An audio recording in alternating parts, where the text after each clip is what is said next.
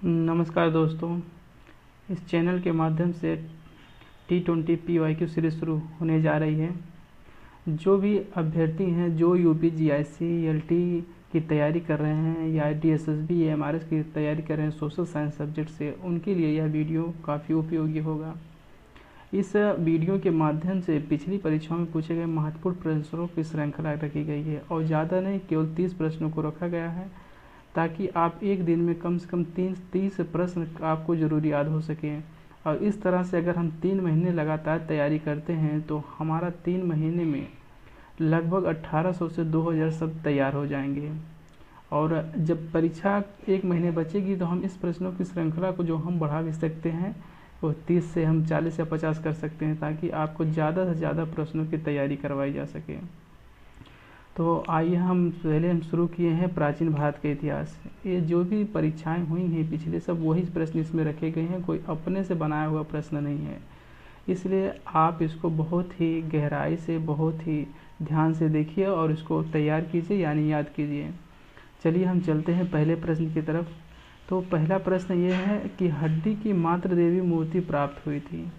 तो हड्डी की मातृ देवी की मूर्ति कहाँ से प्राप्त हुई थी? पहला ऑप्शन है विंध्य घाट के निम्न पूर्व पाषाण काल से, दूसरा है सोन घाट के मध्य पूर्व पाषाण काल से, तीसरा है बागोर के मध्य पाषाण काल से, या चौथा है विंध्य घाट के उच्च पूर्व पाषाण काल से। तो दोस्तों इसका जो सही उत्तर होगा वो होगा विंध्य घाट के उच्च पूर्व पाषाण काल से। और हम चलते हैं दूसरे प्रश्न की तरफ। ये जो बूचड़ खाना क्षेत्र का साक्ष्य प्राप्त हुआ था। दूसरा प्रश्न है कि बूचड़ खाना क्षेत्र का साक्ष्य प्राप्त हुआ था। तो दोस्तों बूचड़ खाना क्षेत्र का जो साक्ष्य प्राप्त हुआ था वो प्राप्त हुआ था,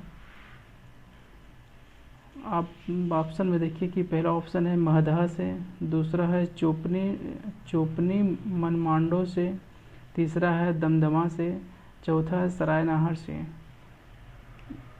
इसके नाम भी आपको याद करना बहुत ही मुश्किल हो जाता है, इसलिए आप इसको ध्यान से देखिएगा। तो इसका आंसर जो है, ये इसका आंसर है कि पहला इसका आंसर ए है, महदहा से। बूचड़ खाना क्षेत्र का साक्ष्य महदहा से प्राप्त हुआ था।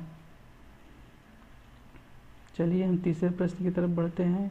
तीसरा प्रश्न हमारा है कि तोबा ज्वालामुखी राख सर्वप्रथम प्राप्त हुई थी। मतलब तोबा ज्वालामुखी की राख सबसे पहले कहाँ से मिली थी?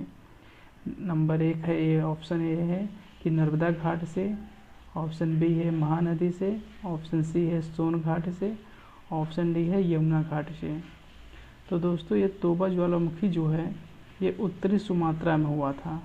अब ये है सोन घाट से, इसकी जो राख प्राप्त हुई थी वो सोन घाट से प्राप्त हुई। तो ऑप्शन इसका सी सही होगा, सोन घाट से प्राप्त हुई थी। ठीक, चलिए हम आगे बढ़ते हैं। चौथा प्रश्न हमारा जो है वो है गंगा घाट के नरहन संस्कृति संबंधित है। गंगा घाट के नरहन संस्कृति संबंधित है। ऑप्शन है मध्य पाषाण काल से, बी है नव पाषाण काल से, ऑप्शन सी है ताम्र पाषाण काल से, ऑप्शन डी है प्रारंभिक ऐतिहासिक से। तो आप बताएं कि किसमें कौन सा सही है? गंगा घाट की नरहन संस्कृति संबंधित है। तो दोस्तों ये जो संबंधित है ये ऑप्शन सी इसका सही होगा, ताम्र पाषाण से। गंगा नदी की नरहन संस्कृति किससे संबंधित है? ताम्र पाषाणिक से। ठीक, चलिए हम आगे बढ़ते हैं 5वें प्रश्न की तरफ। 5वां प्रश्न है अधोलिखित संस्कृतियों में कौन पाषाण युगीन संस्कृति नहीं है? अधोलिखित संस्कृतियों में कौन पाषाण युगीन संस्कृति नहीं है?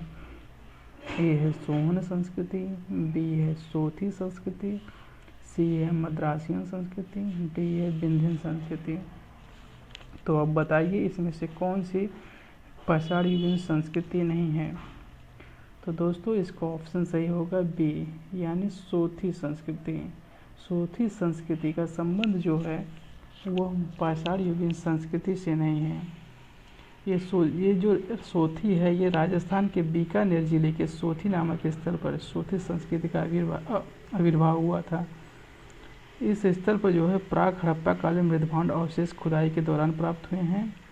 ये जो ऑलचिन और डीपी अग्रवाल, अमलानंद घोष इस संस्कृति को सिंधु सभ्यता की आरंभिक सभ्यता मानते हैं। सोहन संस्कृति, मद्रासियन संस्कृति और विंध्यन संस्कृति जो है पाषाण युगीन संस्कृति है। ठीक है, चलिए हम बढ़ते हैं अगले प्रश्न की तरफ। पाँच प्रश्न हो गया। छठवां प्रश्न जो है मध्य पाषाण संस्कृति संबंध है। तो मध्य पाषाण संस्कृति किससे संबंध है? ये तो सिंपल प्रश्न है, आप इसको बता सकते हैं, लेकिन इसी तरह के प्रश्न ज़्यादातर परीक्षाओं में गलत होते हैं। तो इसका ऑप्शन है कि मध्य पाषाण संस्कृति संबंध है। ए है तांबे से, बी है कांस्य से। देखिए इसमें मिसप्रिंट हो गया है, सबको ए लिख दिया गया है कि ए है तांबे से। पहला ऑप्शन है तांबे से, दूसरा है कांस्य से, तीसरा है पीतल से, चौथा है लोहे से। तो इसका जो सही आंसर है वो हो जाएगा लोहे से। चौथा ऑप्शन इसका सही होगा कि महापाषाणकालीन संस्कृति जो थी वो उसका संबंध लोहे से है। ठीक, चलिए हम छठवें प्रश्न की तरफ बढ़ते हैं। छह प्रश्न हो गए, सातवें की तरफ बढ़ते हैं। अधोलिखित में से कौन मध्य सोन नदी घाट का प्राचीनतम भूतात्विक जमाव है? अधोलिखित में से कौन मध्य सोन नदी घाट का प्राचीनतम भूतात्विक जमाव है? ऑप्शन ए है पटपरा, बी है बाघोर, सी है सिंहावर, डी है खेतौनी। तो इसका ऑप्शन सी सही होगा। ऑप्शन सी सही होगा। क्या है? सिंहावर। दोस्तों ये मध्य सोन नदी घाट का प्राचीनतम से नवीनतम भूतात्विक जमाव क्रमशः इस प्रकार है कि सिंहावर जमाव, खुतैनी जमाव, पटपरा जमाव, बाघोर जमाव और खेतौनी जमाव। ठीक है, चलिए हम अगले प्रश्न की तरफ बढ़ते हैं। सात प्रश्न हो गए हमारे। आठवें प्रश्न की तरफ बढ़ते हैं। आठवां प्रश्न है लघु पाषाण उपकरण अधोलिखित किस संस्कृति के उपकरण हैं? लघु पाषाण उपकरण जो हैं अधोलिखित किस संस्कृति के उपकरण हैं? आप बताइए। अब लघु मतलब होता है छोटा पाषाण में पत्थर होता है, तो छोटे पाषाण के जो उपकरण बनते थे वो किस संस्कृति के उपकरण थे? ऑप्शन है निम्न पुरा पाषाण कालीन संस्कृति, बी है मध्य पुरा पाषाणिक संस्कृति, सी है उच्च पुरा पाषाणिक संस्कृति और डी है मध्य पाषाणिक संस्कृति। अब बताइए इसमें से कौन सही होगा? तो इसका सही ऑप्शन है ऑप्शन डी, यानी मध्य पाषाणिक संस्कृति। ये जो लघु पाषाण उपकरण हैं वो मध्य पाषाणिक संस्कृति की विशेषता है कि मध्य पाषाणिक संस्कृति में जो है लघु पाषाण के उपकरण पाए जाते थे। चलिए हम 9वें प्रश्न की तरफ बढ़ते हैं। 9वां प्रश्न हमारा है कि हस्तकुठार उपकरण निम्नलिखित में से किस विधि का उपकरण है? हस्तकुठार यानी हैंड एक्स वो होता है दोस्तों कि पहले जो इसका मूल उपकरण होता है जहाँ पत्थरों का वो पेबुल होता था। पेबुल के जब एक फलक को उतार दिया जाता तो चॉपर बनता था, तो इससे चॉपिंग संस्कृति का विकास हुआ था। और ये जब उसके पेबुल्स जो पत्थर है जब उसके दोनों सल को उतार दिया जाता था, दोनों को सल को उतार दिया जाता था तो वो होता था हस्तकुठार, उसको कहते थे हैंड एक्स बोलते थे। तो चलिए देखते हैं इसमें क्या सही होता है। ये ऑप्शन है कि यूनिफेशियल से, दूसरा है बाईफेशियल से, सी है दोनों विधियों से, चौथा है रीटचिंग उपकरण से। तो हमने अभी आपको बताया कि जब दोनों फलक को उसको उतार कर दोनों तरफ धार बनाई जाती थी पेबुल को तो उसको हैंड एक्स बोलते थे, यानी बाईफेशियल। तो इसका सही ऑप्शन हो जाएगा क्या? बाईफेशियल।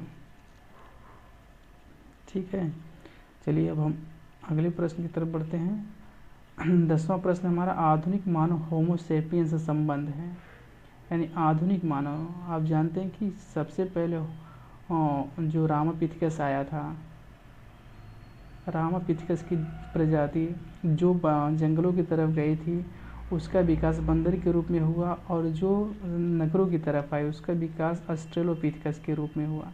तो ऑस्ट्रेलोपिथेकस का विकास हुआ तो होमो हैबिलिस कहलाया, होमो हैबिलिस के बाद होमो इरेक्टस कहलाया, होमो इरेक्टस के बाद निएंडरथल कहलाया, और निएंडरथल के बाद जो आधुनिक मानव आया होमो सेपियस उसको कहलाया। यानी ये आधुनिक मानव सबसे नवीन है तो इस जो सबसे नवीन संस्कृति कौन सी है, तो उसी से ये संबंध होगा। तो आइए देखते हैं ऑप्शन में कौन सा है कि ए है चॉपर से, बी है ब्लेड से, सी है हस्त कुठार से और डी है चॉपिंग से। तो दोस्तों इसका हो जाएगा चॉपिंग से। इसका ऑप्शन डी सही होगा, चॉपिंग से। आधुनिक मानव होमो सेपियंस का संबंध है चॉपिंग से।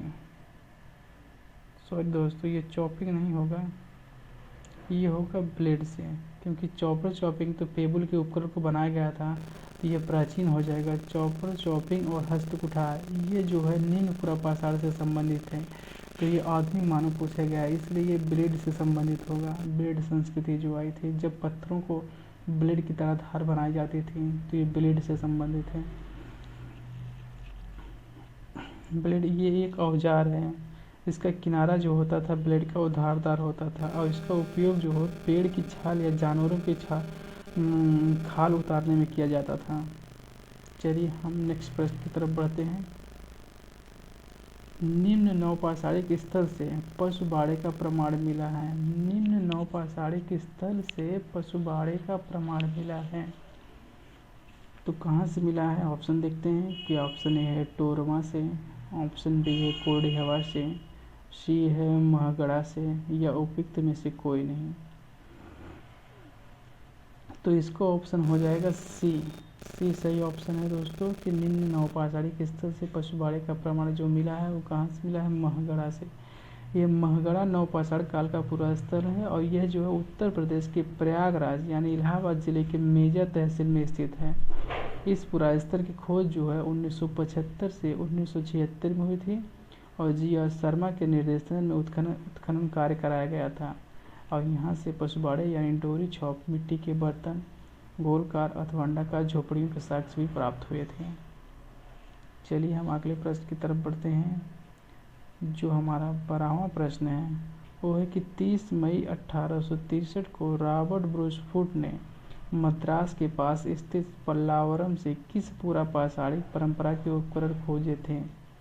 तो ऑप्शन है ब्लेड ब्यूरिंग परंपरा, ब्लेड फ्लेक स्क्रेपर परंपरा, हैंड एक्स क्लीवर परंपरा, या माइक्रोलिथिक परंपरा। तो इसका ऑप्शन सही है सी। सी ऑप्शन सही है दोस्तों, हैंड एक्स क्लीवर परंपरा। भारत में जो पाषाणकालीन सभ्यता के अन्वेषण का प्रारंभ भूतत्व सर्वेक्षक रॉबर्ट ब्रूसफुट ने किया था, और इन्होंने 1863 ईस्वी में चेन्नई के समीप पल्लवरम नामक स्थान से पाषाण युग के उपकरण को प्राप्त किया, जो क्वार्टजाइट यानी स्फटिक पत्थर से निर्मित था। यह पाषाण उपकरण जो हैंड एक्स क्लीवर परंपरा से संबंधित था। ठीक, तो चलिए हम अगले प्रश्न की तरफ बढ़ते हैं। हमने अभी तक 12 प्रश्न देख चुके हैं। हम अपने 13वें प्रश्न की तरफ बढ़ते हैं कि ब्लेड और ब्यूरिन चारित्रिक उपकरण हैं। ब्लेड और ब्यूरिन चारित्रिक उपकरण हैं। पहला है निम्न पुरापाषाणिक संस्कृति के, यानी ये किस संस्कृति के उपकरण हैं? सॉरी, बी है उच्च पुरापाषाणिक संस्कृति के, सी है मध्य पुरापाषाणिक संस्कृति के, और डी है नवपाषाणिक संस्कृति से। तो ये जो है इसका सही ऑप्शन होगा बी, यानी उच्च पुरापाषाणिक संस्कृति से। इसका सही ऑप्शन होगा बी, उच्च पुरापाषाणिक संस्कृति से। ब्लेड और ब्यूरिन चारित्रिक उपकरण किसके हैं? उच्च पुरापाषाणिक संस्कृति के। 14वां प्रश्न हम देखते हैं कि इनमें से किसे भारत के प्राग इतिहास के अध्ययन को आरंभ करने का श्रेय दिया जाता है? इनमें से किसे भारत के प्राग इतिहास को आरंभ करने का श्रेय दिया जाता है? अभी हमने पिछले प्रश्न में देखा था, हमने बताया था कि किसने भारत में उत्खनन कार्य करवाया था पहले। तो आइए देखते हैं कि इसमें ए है कॉमियाडे, बी है रॉबर्ट ब्रूसफुट, सी है एच.डी. संकालिया, डी है डी टेरा। तो इसका सही ऑप्शन हो जाएगा बी, यानी रॉबर्ट ब्रूसफुट। दोस्तों भारतीय प्रागैतिहासिक के जनक ब्रिटिश भूवैज्ञानिक रॉबर्ट ब्रूसफुट थे। इन्हें भारतीय प्रागैतिहासिक का जनक भी कहा जाता है। इन्होंने 1863 ईस्वी में चेन्नई के निकट पल्लावरम के पाषाण निर्मित उपकरण यानी कुल्हाड़ी की निर्णायक खोज के बाद इन्होंने अपने सहयोगी विलियम किंग के साथ मिलकर दक्षिण एवं पश्चिम भारत में प्रागैतिहासिक काल से संबंधित अनेक महत्वपूर्ण खोज की थी। इसीलिए इन खोजों के वजह से ही इनको भारतीय प्रागैतिहास का पिता माना जाता है। किससे? रॉबर्ट ब्रूस फूट को भारतीय प्रागैतिहास का पिता माना जाता है। चलिए हम 15वां प्रश्न देखते हैं। किसे भारतीय प्रागैतिहास का जनक कहा जाता है? अभी हमने दोस्तों आपको बताया कि भारतीय प्रागैतिहास का जनक किसे कहा जाता है। तो आप ऑप्शन में है R B. Foote, Alexander Cunningham, C H D. Sankalia, D V. Subbarao. इसका ऑप्शन सही हो जाएगा ए, रॉबर्ट ब्रूस फूट यानी आर.बी. फूट। और ये जो सी ऑप्शन है एच.डी. संकालिया, ये दोस्तों फलक संस्कृति से मध्य पूरा पाषाण काल को फलक संस्कृति के नाम से भी जाना जाता है। ये उसके जनक है, यानी फलक संस्कृति जनक एच.डी. संकालिया हैं। चलिए हम 16वां प्रश्न देखते हैं। मध्य पाषाणिक पुरास्थल दमदमा के पशुओं की हड्डियों का अध्ययन किसके द्वारा किया गया? मध्य पाषाणिक पुरास्थल दमदमा के पशुओं की हड्डियों का अध्ययन किसके द्वारा किया गया? ए है के.एन. प्रसाद और पी. यादगिरी, बी डी. औसा और ए.के. शर्मा, सी है शांतनु वैद्य और पंकज गोयल, डी है पी.के. थॉमस और पी.पी. जोगलेकर। इसका सही ऑप्शन हो जाएगा डी, पी.बी. जोगलेकर, यानी पी.के. थॉमस और पी.पी. जोगलेकर। चलिए हम अपने अगले प्रश्न की तरफ बढ़ते हैं। 17वां प्रश्न है हैंड एक्सक्लीवर का संबंध है। इस पर अभी हम चर्चा कर चुके हैं। आइए ऑप्शन देख लेते हैं कि उच्च पुरापाषाणी संस्कृति से, मध्य पुरापाषाणी संस्कृति से, निम्न पुरापाषाणी संस्कृति से, मध्य पाषाणी संस्कृति से। इस पर भी हम चर्चा कर चुके हैं दोस्तों। तो इसका सही ऑप्शन क्या हो जाएगा? निम्न पुरापाषाणी संस्कृति से। ये सबसे पुराना है क्योंकि पेबुल के बाद चॉपर चॉपिंग और हैंड एक्स का ही निर्माण हुआ था। तो इसका सही ऑप्शन निम्न पुरापाषाणी संस्कृति हो जाएगा। आइए हम 17वां के बाद 18वां प्रश्न देखते हैं कि पूर्व पाषाणकालीन मानव का मुख्य धंधा, पूर्व पाषाणकालीन मानव का मुख्य धंधा क्या था? कृषि था, शिकार था, पशुपालन था कि मिट्टी के बर्तन बनाना था? कृषि था, शिकार था, पशुपालन या मिट्टी के बर्तन बनाना। तो जैसे आप जानते हैं कि ये पूर्व पाषाणकालीन संस्कृति के बारे में पूछा है, मानव के बारे में पूछा है। तो पहले आदमी कृषि कार्य करना नहीं जानता था, उसने पशुपालन भी शुरू नहीं किया था, वो मिट्टी के बर्तन भी नहीं बनाता था। तो क्या करता था? उसको शिकारी और खाद्य संग्राहक कहा जाता था। पूर्व पाषाणकालीन मानव को क्या कहा जाता था? शिकारी एवं खाद्य संग्राहक। इसलिए उसका मुख्य धंधा क्या हुआ? शिकार। तो ऑप्शन इसका सी, बी सही हो जाएगा, शिकार करना। वो पशुओं का शिकार करते थे और उसके मांस को संग्रह करते थे ताकि उसको काफ़ी समय तक उसको खाया जा सके। तो उनका मुख्य धंधा शिकार हो जाएगा, ऑप्शन बी सही हो जाएगा। आइए हम 19वां प्रश्न देखते हैं कि चावल का प्राचीनतम साक्ष्य पाया गया है। चावल का प्राचीनतम साक्ष्य पाया गया है कहाँ से? बिहार में, उत्तर प्रदेश में, बंगाल में या छत्तीसगढ़ में? बताइए कहाँ से पाया गया है प्राचीनतम कृषि साक्ष्य? तो प्राचीनतम कृषि साक्ष्य जो है उत्तर प्रदेश में पाया गया है। ये उत्तर प्रदेश के संत कबीर नगर जिले में एक लहुरा देवस्थान है, वहीं से ये चावल का प्राचीनतम प्रमाण पाया गया था। तो इसको ऑप्शन बी सही हो जाएगा। चलिए हम आखिरी प्रश्न की तरफ बढ़ते हैं। हमारा आखिरी प्रश्न है कि किस नवपाषाणिक स्थल से धान की खेती के प्राचीनतम प्रमाण मिले हैं? किस नवपाषाणिक स्थल से धान की खेती के प्राचीनतम प्रमाण मिले हैं? अभी हमने 19वें प्रश्न में देखा है कि कहाँ से प्राप्त हुए थे? उत्तर प्रदेश से। और हमने बताया कि संत कबीर नगर जिले में एक स्थान है, कौन सा स्थान है? लहुरा देव। तो इसका ऑप्शन जो हो जाएगा सही हो जाएगा बी ऑप्शन, यानी जो है नवपाषाणिक स्थल धान की खेती के प्राचीनतम प्रमाण कहाँ से मिले? लहुरा देव। यह उत्तर प्रदेश के संत कबीर नगर जिले में स्थित है लहुरा देव। यहीं से धान की खेती के प्राचीनतम प्रमाण मिले थे। तो दोस्तों ये 20 प्रश्नों यानी PYQ की T20 श्रृंखला जो है आज समाप्त होती है। धन्यवाद। अगर आपको ये प्रश्न अच्छे लगें, अगर आपको इन प्रश्नों की आवश्यकता हो, आप इसी तरह की तैयारी करना चाहते हैं तो चैनल को सब्सक्राइब कीजिएगा, लाइक कीजिएगा। इस तरह के प्रश्न आपको डेली अपडेट दिया जाएगा। अब हम चलेंगे ये प्राचीन काल के ही अभी प्रश्नों पे हम चल रहे हैं, तो प्राचीन काल के जब प्रश्न समाप्त हो जाएंगे तो हम मध्यकाल पे चलेंगे और ये सभी वही प्रश्न होंगे जो आपकी PY की यानी प्रीवियस ईयर क्वेश्चन हैं सब, जो आपकी पुरानी परीक्षाओं में पूछे गए हैं। कोई अपने से बनाया हुआ, कोई मॉडल पेपर से बनाया हुआ ये प्रश्न नहीं है। तो इसको आप बहुत ही ध्यान से देखिएगा। धन्यवाद दोस्तों।